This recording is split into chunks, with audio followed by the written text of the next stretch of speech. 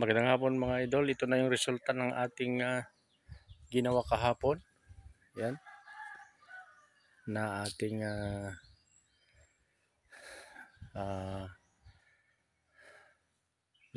lababo.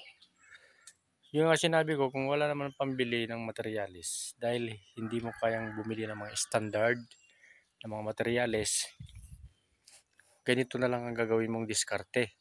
Yan.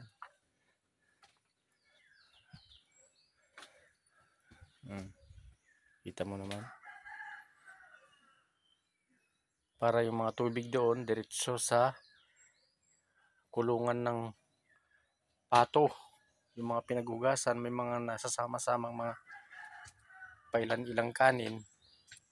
Pinaghugasan ng isda, yan, higupin ng mga pato. Yan.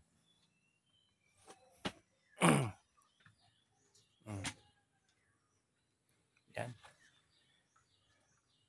Meron pa tayo ditong drum na kung saan diretso sa ating alulod.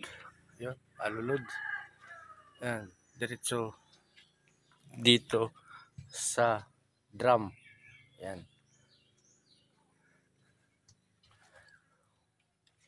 Open lang ito mga idol para maganda. Dirty kitchen. Kaya nga dirty kitchen, ayan. Mga dirty, mga kaldero dito. Yan, pakikintabin natin yan mga idol. Kaya gumawa lang tayo ng itong paghugasan muna. Yan. Kaya kung mayroon kang mga discarding ganito na gusto mong gumawa, gawin mo na mga idol. Ang materialis na napakamahal, hindi mo kayang bilhin, ito na ang diskarte na nababagay sa'yo. Yan. Ito pa yung aking puno ng nyog. Pag mamunga yan, nako.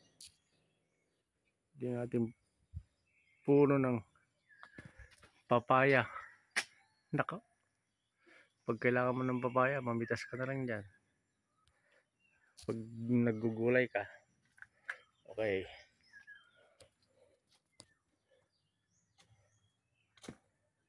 Hanggang dito na lang ang ating vlog. Tabak Farmer. Bye-bye.